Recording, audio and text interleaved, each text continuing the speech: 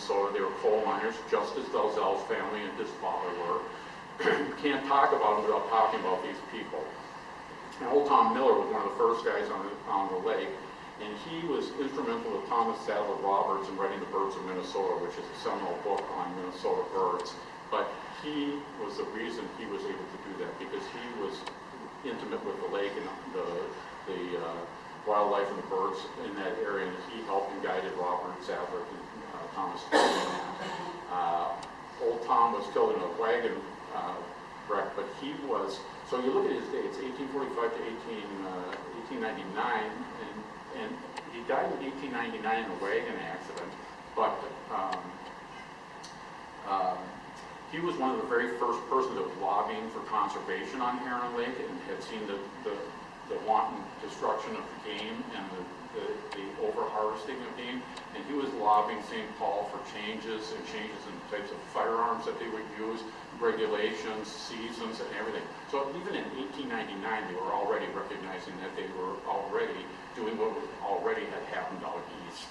But he was one of the first people that was banging the drum for that.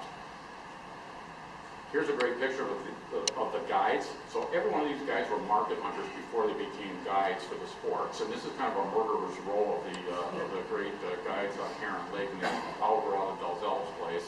You got Abe Nelson, Jim Dalzell, Clifford Darr, Frank Green, Charlie Hamilton, and Frank Campbell.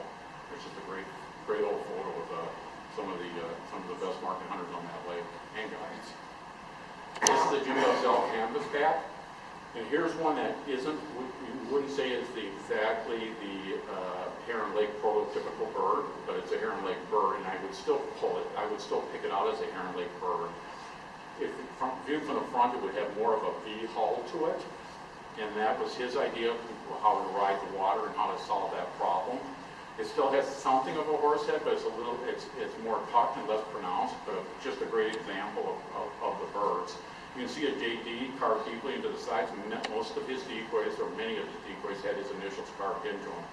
There's probably some masons and some other things. Anything that floated into a guy's rig got their initials put on it too. So that don't mean he made the mason, but that JD, you'll see the JD on his birds.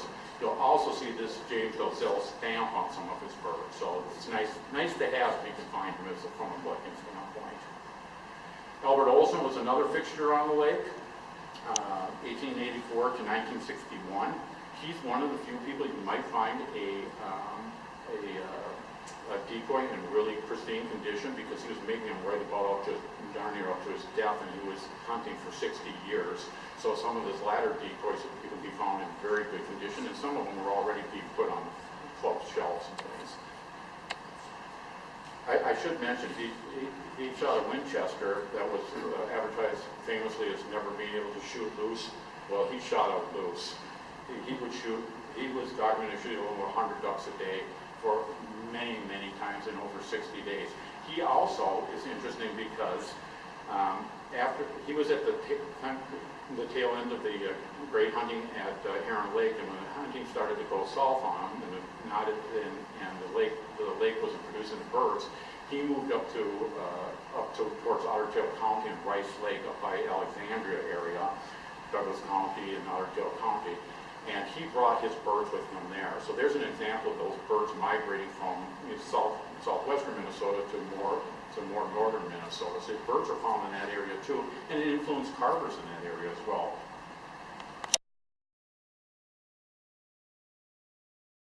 Last year at auction maybe, and I think so, and they rarely come to auction because the people that own them, it was a singular event, it was one rig of decoys, and the people that own them, they just don't come out of the collection very often. But death is one of them, and that's how one of them came, or a pair of them came loose and sold at auction last year. But yeah, also did very well at auction, and it's just a great decoy. He operated the Mosey Inn out of Lakeville, Minnesota. He was very mechanically inclined. It was a gasoline and repair shop.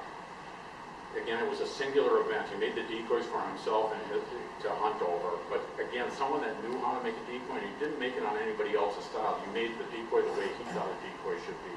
And again, it had to have been an impressive rig on the water, because he made them in all types of shapes. You've got sleepers and drakes and hens, You got high heads, you had feeders. I'm sure if we could have put that rig all together on the water, it would have been fun to hunt over those birds. The reason, and it's just a wonderful bird, and it has stamping for feathers on it, great paint. You know, again, what's not to like? Everything you like in a decoy is in these decoys, and they're truly Minnesota decoys.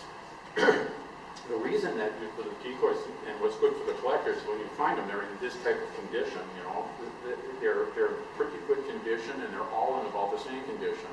The reason for that, fortunately for the hunters, unfortunately for Alfred, was he was hunting with them one day, and somebody snuck up on his decoy rig. So they must have been pretty impressive, and he shot at them, and he got so upset he gathered up all his decoys, brought them home, threw them in the closet, and that was the end of them, and they never saw the water again until someone found them and sold them to the decoy community. So that's why they exist today in such nice shape. And again, back to the ingenuity, this was a ballast weight of his, and this was his own design.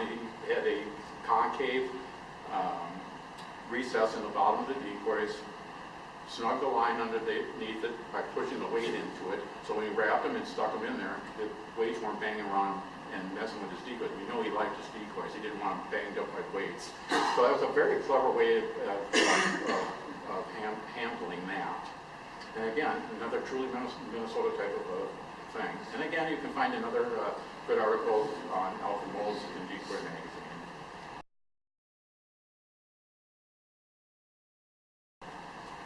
Fred Lexo from Balsam Lake will be in the exhibit. 1888, 1971. Great picture of him. Tonelli's furnished that to me for the book with his little friend, the bear cub, wrapped around his shoulders. He was quite a character. He was said to be a confectioner by trade, but I think really by trade, I think that's being kind. I think he really made his living as a artisan more than anything else. And probably selling to the tourist trade. His decoys, we have this bird in the foundation. We're very fortunate to have that bird. And it's a great example, but again, a bird that defies any other school or any other type of, any other comparison. But a great example of a Minnesota decoy and his idea of what a decoy should look like. The collectability, of course, he did, and when I talk about being an artisan, he did a lot of other things. And you'll see some spearing decoys at the exhibit, and he did absolutely phenomenal, very highly sought after decoys. He did things like these, trout plaques that are just absolutely gorgeous. So there's more to collect than just the decoys when you're looking at him, and even flat things. And this was kind of an ink on celluloid. And it's believed that his daughter worked for Disney and probably supplied him the tools to do this, but it's a very nice piece and done in very much an impressionistic style, and it just goes to show the depth of his talents as an artist, and that's how he made his living. And there's some great articles in both Hunting and Fishing Collectibles magazine and Decoy magazine on Fred Lexall.